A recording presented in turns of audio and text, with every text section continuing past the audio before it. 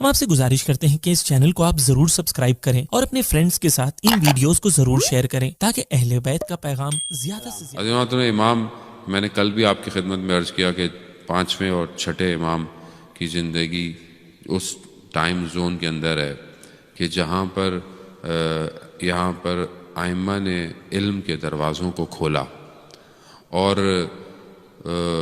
آیت اللہ وحید خراسانی اپنے درس خارج میں ذکر کر رہے تھے کہ شہادت امام جعفر صادق علیہ السلام کا دن تھا، اور انہی ایام کے اندر فرماتے ہیں کہ عجیب جو ہے وہ بعض رائٹروں نے اور بعض مفسرین قرآن نے لکھا ہے کہ دین کامل ہوا اس دن کہ جس دن قرآن کی یہ آیت نازل ہوئی، یوم اکملت لکم دینکم، آج ہم نے تمہارے دین کو کامل کر دیا ہے، آج ہم نے نعمتوں کو تم پر تمام کر دیا ہے اور تمہارے لیے دین اسلام جو ہے وہ پسند کیا۔ یہ قرآن کی آیت ہے سورہ پروردگار۔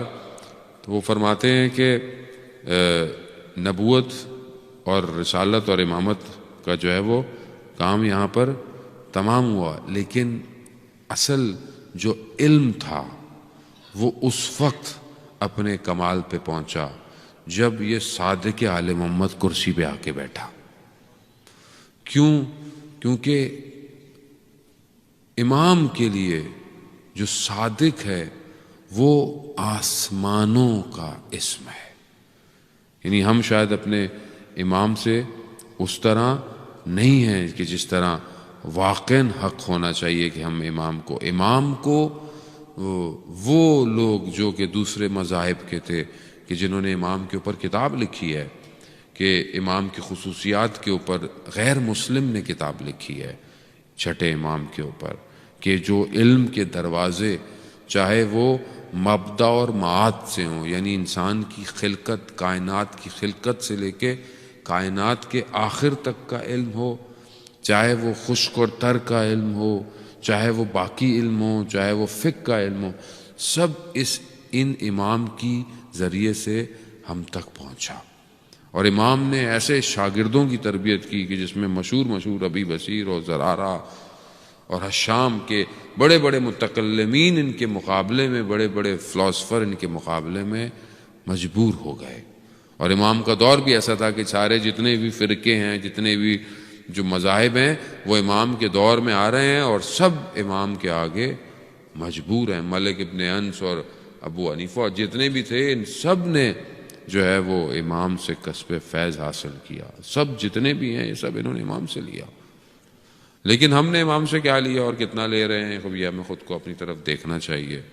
ابن جندب، عبداللہ ابن جندب کو امام نے بہت ساری سفارشات کی ہیں، اس میں اخلاقی بھی ہیں، اس میں پہلی چیز ہی مفہوم یہی ہے کہ امام شیطان کے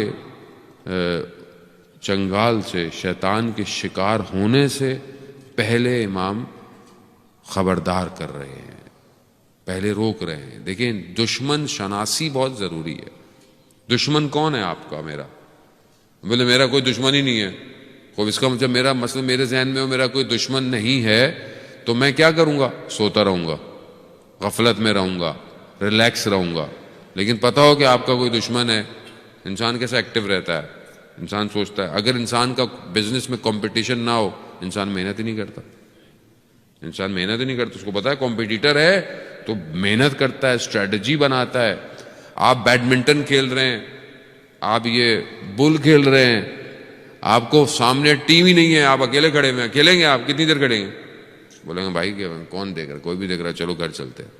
لیکن ٹیم ہے، سامنے بیڈمنٹن کھیل رہے ہیں، سامنے کھیلنے والا ہے تو مزہ آتا ہے کھیلنے میں۔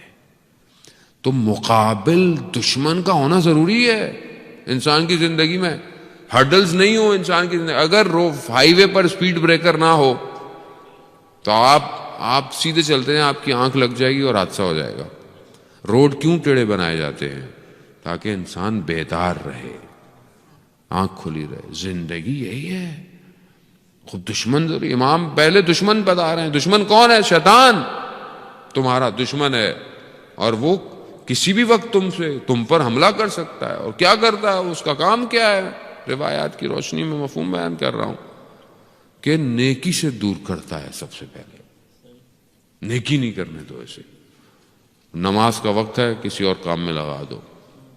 روزہ ہے رکھ لیا اب روزہ خراب کرو اس کا, غیبت کراؤ اس سے, کوئی بات ایسی کرا دو تاکہ اس کا روزہ ختم ہو جائے. خوب یہ ہم ریلیکس نہ رہے ہیں عزیزان محترم. قرآن کہہ رہا ہے عدو مبین, آشکار ترین سخت ترین دشمن جو ہے شیطان ہے انسان کا.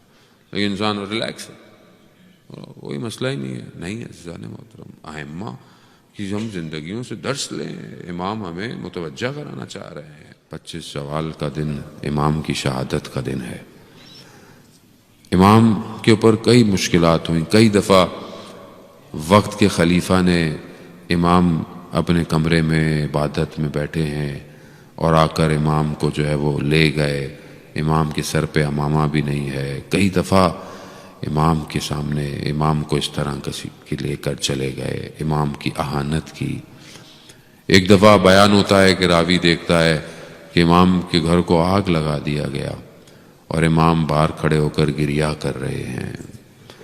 حال دل ہے, ہو سکتا ہے امام سے پوچھا گیا ہو اور ہو سکتا ہے امام نے کہا ہو, کیونکہ بہرحال روزہ ہے, احتیاط بہت ضروری ہے.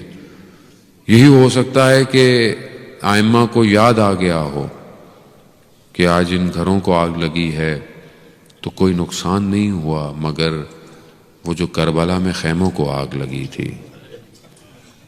ہاں عزیزان محترم, کیسی آگ تھی کہ جہاں بچے خیموں سے دوسری طرف بھاگ رہے ہیں.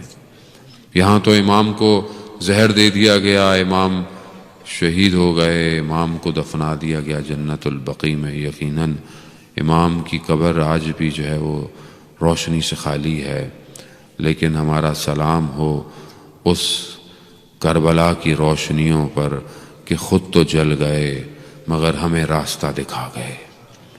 ہاں عزیزان محترم, ایک بچی ہے کہ جس کے دامن میں آگ لگی ہوئی ہے. راوی کہتا ہے کہ میں نے کوشش کیا کہ اس کے دامن کی آگ کو بجھاؤں لیکن بچی دور بھاگتی ہے. تو میں نے کہا کہ اس نے کہا تم نہیں جانتے کہ میں کون ہوں. یہ بچی کون ہے عزیزان محترم؟ بس چند جملے اور التماس دعا.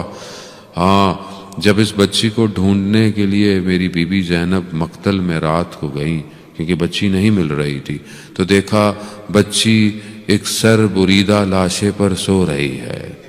بچی کو اٹھایا, کہا بیٹا آپ کیا کر رہی ہیں؟ کہا بابا کے سینے پر سو رہی ہوں. بچی تھی نا, جن کی بیٹیاں ہیں انہیں پتا ہے کہ بیٹی کیا ہوتی ہے, کہ باپ کے سینے پر سوتی تھی. کہا بیٹا آپ کو پتا کیسے چلا کہ یہ سینہ آپ کے بابا کا ہے؟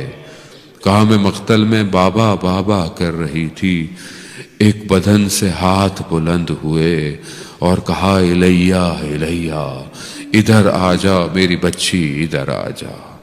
الا لعنت اللہ علی القوم الظالمین وسیعلم الذین ظلموا ای منقلب ینقلبون. پروردگار امام زمانہ کے ظہور میں تعجیل عطا فرما, ہمیں ان کے ناصروں ان کے مددگاروں میں شمار